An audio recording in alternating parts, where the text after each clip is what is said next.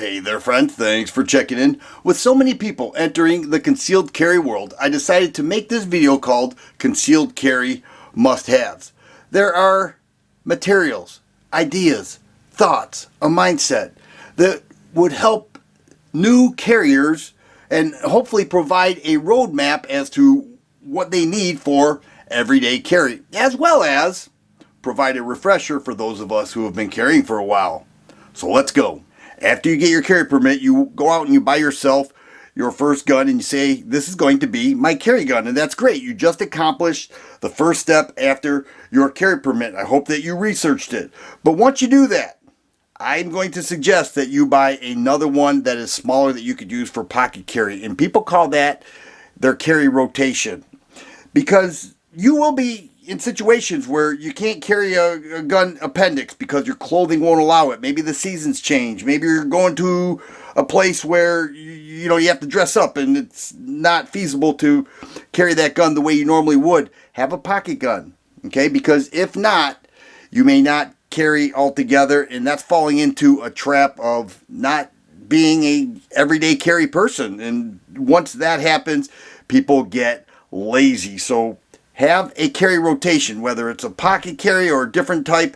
Do that, and that way you will always be armed and keeping yourself and your environment safe. I noticed that a lot of new CCW carriers purchase something like this as their holster. This is a piece of junk. You should not use this to carry a gun.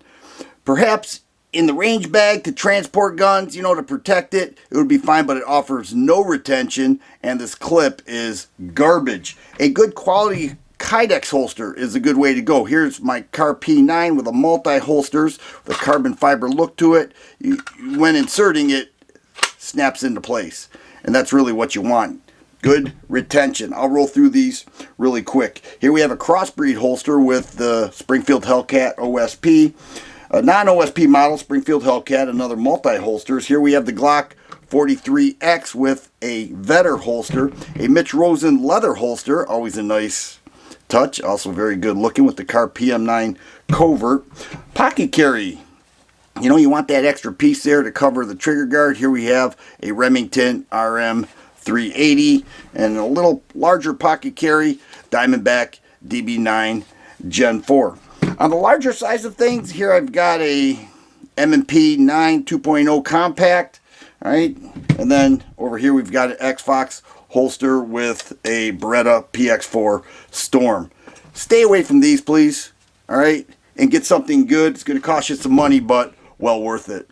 You never know when you're going to need additional rounds. You don't know if your magazine can hang up on you, and the best way to prepare for that is to carry a spare magazine. I've been carrying an extra carry mag pouch for a long time now. I really like how quickly I can retrieve it, and I like the way it conceals. Here's one made for the Car 9mm models. Here's another one for Springfield Hellcat, and they now make a universal model that allows you to adjust these screws. Here we have a Glock 19 mag in there, but you can adjust those screws. You can put everything from a double stack to a single stack magazine in there, and it carries really nice. Now it sits in the pocket like this. It looks like a pocket knife, but all you do is take it out, take it in just like that, and it fits really snug. So extra carry works for me, but it's so important that you carry a spare magazine. One of the most overlooked items for keeping your gun safely secured to your body is a quality gun belt. And once you go with one of these, you will never use that flimsy retail belt again. But there is one here that I like more than any of them. Now, I picked this up many years ago at a gun show. It's a leather belt. It's okay. And here's another leather belt made by Crossbreed. And I don't wear that one very often. Now, this is a nylon belt made by Vetter.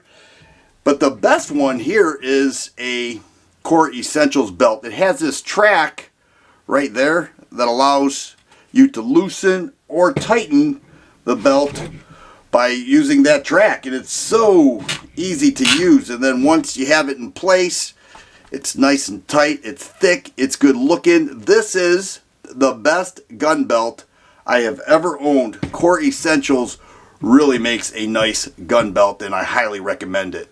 You really should carry a knife. You will use it more often than you think you will, primarily for utility purposes. But this one I really enjoy. It's made by the Ridge. It's a assist open. It has a titanium handle. And it's a great knife, very strong. If you're going to be hiking in the woods or you want a real big fixed blade, something like this is really cool. Alright, very thin. And then a safe sheath. About 30 bucks will get you this Kershaw Oso Suite. Okay, it's an assist open as well. You don't have to spend a lot of money on a knife. Just stay away from those cheap $10 ones that you see at the gas station. And then here's a Boker Kalashnikov, because that looks like an AK mag. But get a knife and carry it every day. You really should carry a flashlight. You will realize how important it is when you need one at night. You may have to identify a target, and the flashlight's going to help you do that. Now, this is a cheap little Streamlight ProTac. It uses a AAA battery, and you just turn it on like that. Now, many people won't do that. They'll say, well, I have a flashlight on my phone, but how quick can you access that light? Probably will take you, every bit of over 20 seconds, as where this is actually brighter. If I turned the lights off, you'd see how bright it is. But yeah, we all have flashlights on our phone, but this really is the way to go. And there is the missus.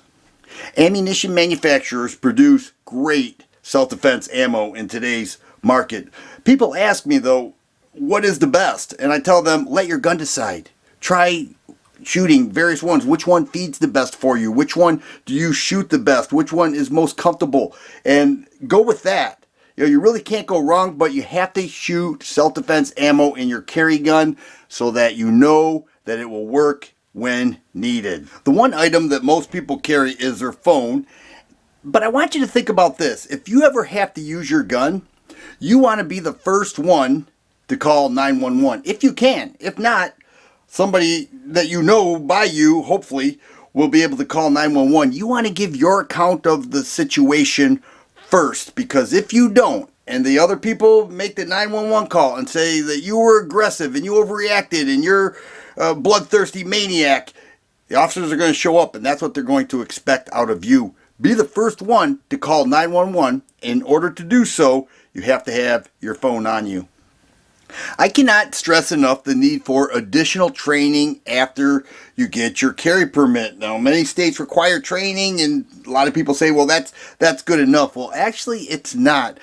The additional training will not only help your mindset, your shooting proficiency, possibly your state laws, but in case you ever have to use that gun, you will be seen as more of an expert if you went on to take additional training. It will help you in court.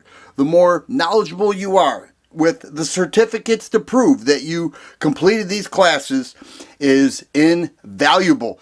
Those are my concealed carry must-haves. I feel each of these are essential, but let me know what you think. Let me know if you agree with my points or if there are any that you'd like to add because I missed them. If you like videos like this, please subscribe and share. I always appreciate the thumbs up button. Thanks for watching, and you guys be safe.